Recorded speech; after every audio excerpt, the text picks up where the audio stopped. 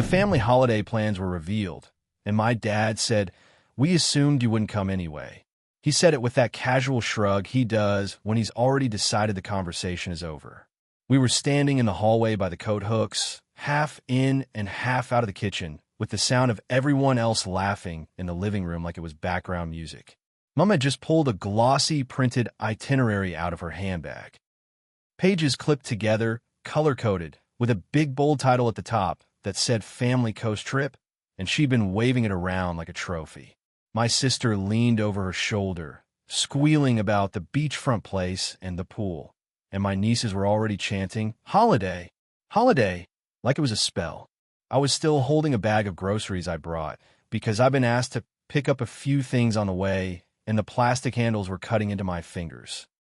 I'd been smiling, half confused, half trying to keep up, until Mom turned to me and said, too brightly, "Oh, we're going away in 2 weeks." And then Dad, without even looking at me properly, said, "We assumed you wouldn't come anyway." For a second, my brain didn't process it as real words. It just registered the tone.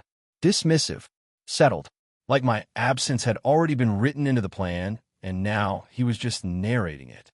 My mouth went dry instantly. I felt that heat behind my eyes that usually means tears are coming, but my body did the weird thing it always does in moments like this. It went cold first, like a shutdown, like my system decided the safest way to survive was to stop reacting. I looked at Mom, expecting her to flinch or correct him, to say, "No, of course you're invited," to laugh it off in a way that included me. Instead, her smile stayed fixed. She adjusted the papers in her hand, eyes darting away, and said, "Well, you've been so busy," like she was agreeing with him while pretending she wasn't. My sister Chloe didn't even bother pretending. She snorted softly and said, "Yeah, you hate family stuff," like she'd been waiting to say it. From the living room, my brother Ethan called, "What's for dinner?" like none of this mattered. The living room laughter kept going. The holiday chanting kept going.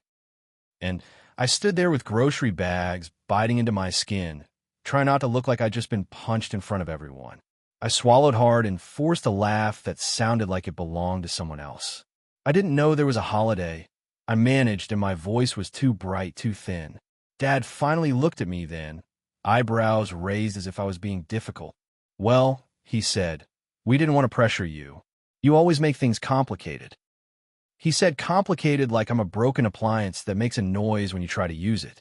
Mom's eyes flicked to the doorway, checking who might be watching. Chloe leaned closer to the itinerary again, loudly asking Mom which day they were doing the theme park. My nieces tugged on Chloe's dress, chanting again. It was so surreal, the joy of the plan unfolding, the excitement, and then this quiet little exclusion folded into it like a stain. My hand started to tremble around the grocery bags. The plastic handles squeaked. I set them down slowly on the floor so nobody would see my fingers shaking. My stomach churned like I'd eaten something bad. I tried to speak again, and nothing came out. Dad said, "Anyway," and turned back toward the living room like he'd closed the door in my face. It was a Tuesday night, one of those random weeknights where nothing big is supposed to happen. Mom had invited me over for dinner in that last-minute way she does when she wants to feel like we're close. The message had been, "Can you come tonight? We're having chicken. Also, can you grab salad stuff on the way?" I'd said yes because I always say yes because I still have this embarrassing hope that if I keep showing up, eventually I'll be seen as part of the family rather than the guest who needs managing. I'd arrived with groceries, rang the bell, walked into the usual chaos. Kids running, TV on too loud, Dad complaining about work, Chloe talking over everyone. It felt normal. Safe, almost. Until the itinerary appeared like a magic trick, and I realized I was watching my family plan a whole week of memories without me, right in front of my face, like my presence wasn't even a variable. And the thing is, this wasn't a case of me not liking family stuff. I've gone almost everything. I've shown up to birthdays, BBQs, school concerts, christenings, baby showers. I brought food. I've cleaned up. I've sat with Grandma when she's tired. I've given money when Mom quietly asked because someone was short. I've stayed late to help pack up while Chloe kissed her kids goodnight and left early. I've smiled through the jokes, "They, oh, you're still single?" Comments, the digs about my job, the constant implication that I'm behind. I have done family. The truth is just that family doesn't do me. The holiday itself wasn't even the main thing. The coast trip was something we used to do when we were kids. Cheap caravan parks, beach days, fish and chips eaten with sandy fingers. Mom would say, "We're making memories," like she could store them in a jar. As adults, those trips got fancier. Nicer rentals, restaurant dinners, experiences. Chloe started controlling the plans because she's the one with kids now, which apparently gives her authority. Dad likes these trips because he gets to play good family man for a week and take photos that make him look soft. Mom likes them because she can post about it. Ethan likes them because he doesn't have to think. And me? I like the idea of them. The idea of being included. The idea of sitting on the deck with Grandma, watching the ocean, feeling like I belong somewhere. But I also know what those trips are like for me. Being assigned the couch bed, being the extra adult who can watch the kids while everyone else relaxes, being told, "Don't take it personally," when Chloe snaps at me, being treated like the spare. I've gone anyway because I thought that was what you do. You show up. You try. You earn your place. And apparently, while I was doing that, they were quietly writing me out of the plans. After Dad's, we assumed you wouldn't come. Dinner happened like normal. That's what makes me feel like I'm losing my mind. Mom cooked. Dad poured wine. The kids screamed. The TV blared. Chloe told stories about her friend's new house. Ethan laughed at something on his phone. People talked about the weather and petrol prices and school holidays. The itinerary sat on the counter like a centerpiece. Every so often, Chloe would point at it and say, "Can we change this?" And Mom would adjust it like she was editing a wedding seating chart. Dad complained about driving. Everyone talked as if the trip was already happening, already theirs. No one asked me if I wanted to come. I tried to join the conversation once. I waited until there was a pause and said, "Where are you staying?" Mom responded quickly, too quickly. "Oh, just a place down near the beach," she said, vague, and then turned to Chloe. "Do you want more potatoes?" Chloe didn't look up. "It's booked," she said. "It's not like there's room." Dad chuckled. "Yeah, it's already tight," he said, and then added, like he was being generous, "but you wouldn't have wanted to come anyway. Too much noise, too many people. You like your quiet." I stared at him. My throat tightened. "You didn't ask," I said quietly. Dad's eyes narrowed slightly. "Here we go," he muttered. Mom shot me a look, warning, pleading, irritated. "Honey," she said, voice low, "don't do this tonight." Chloe sighed dramatically and finally looked at me, eyes hard. "You always do this," she said. "You act like you're excluded when you exclude yourself. You never commit. You cancel. You're flaky." I felt my heart slam into my ribs. "I cancel," I repeated, incredulous. "I'm here. I'm always here." Chloe snorted. "Not when it matters," she said. "You make everything complicated. Like you'll come for dinner, but you won't come for a week away because you'll get overwhelmed and then Mom has to deal with your mood." Mom's mouth tightened, and she didn't deny it. That was the part that hurt most. Not Chloe's accusation. Chloe has always been comfortable being cruel. It was Mom's silence, the way she let the narrative settle around me like wet cement. I looked at Ethan, because Ethan is usually the one who at least looks guilty. Ethan met my eyes for half a second and then looked down at his plate. He took a bite like chewing could erase the conversation. Dad leaned back in his chair and said, "See? This is why we didn't bring it up. We didn't want drama." I laughed once, sharp and involuntary. "So you planned a holiday," I said slowly, "and you didn't tell me because you didn't want drama." Mom's face flushed. "We didn't want to pressure you," she repeated, and it sounded rehearsed now. "You've had a lot going on." I could feel my hands trembling under the table. I curled them into fists, nails biting into my skin. "I would have liked to be asked," I said, and my voice cracked slightly on the word asked, which made me hate myself because now I sounded needy, like a child begging to be included. Chloe rolled her eyes. "Oh my God," she muttered. "It's not that deep. It's always deep when it's a pattern." I pushed my chair back slowly. The legs scraped the floor, and everyone's heads snapped up, alert. Mom's eyes widened.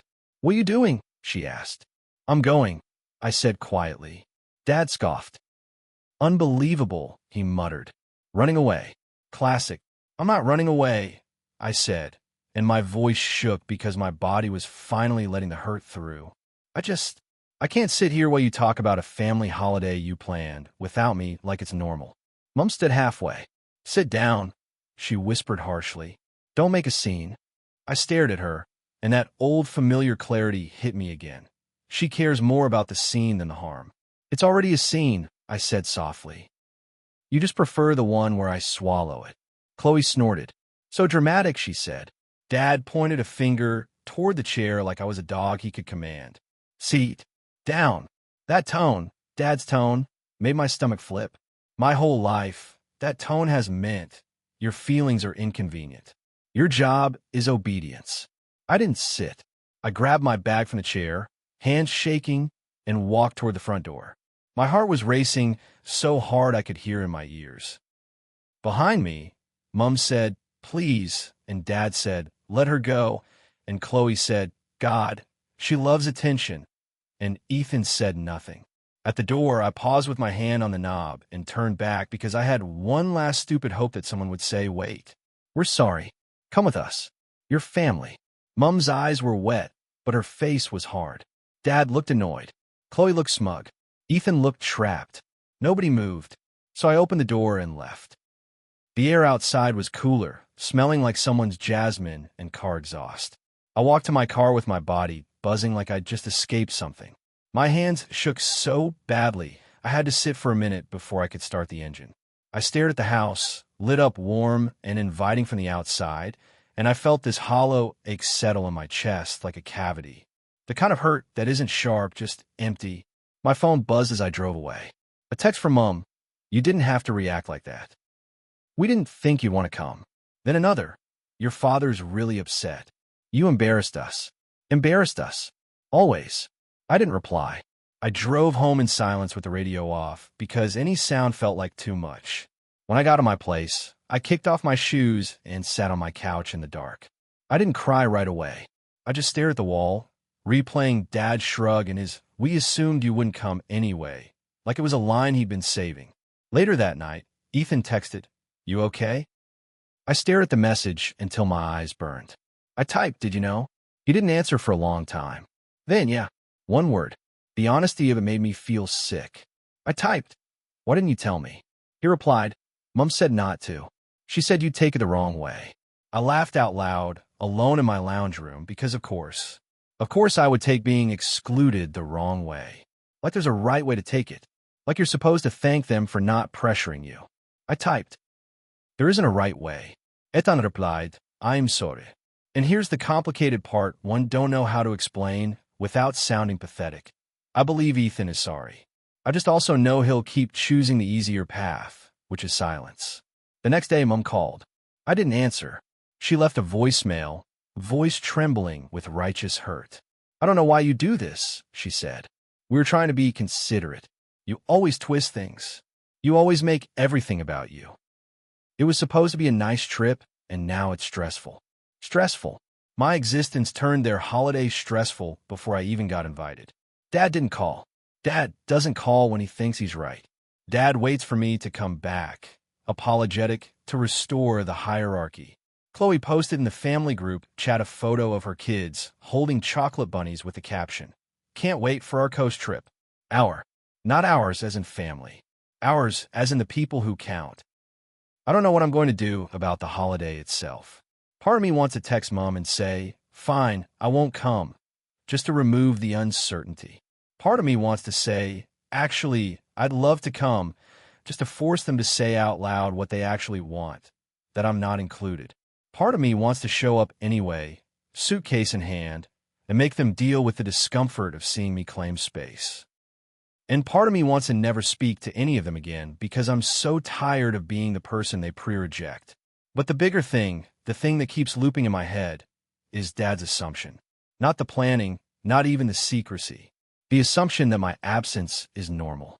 The assumption that I don't belong enough to even be a question. Because that's the story of my life with them. I show up, I help, I try, I make myself useful, and they still treat me like I'm optional. Like I'm the spare part they keep in a drawer until they need someone to carry the groceries, or watch the kids, or sit quietly beside Grandma.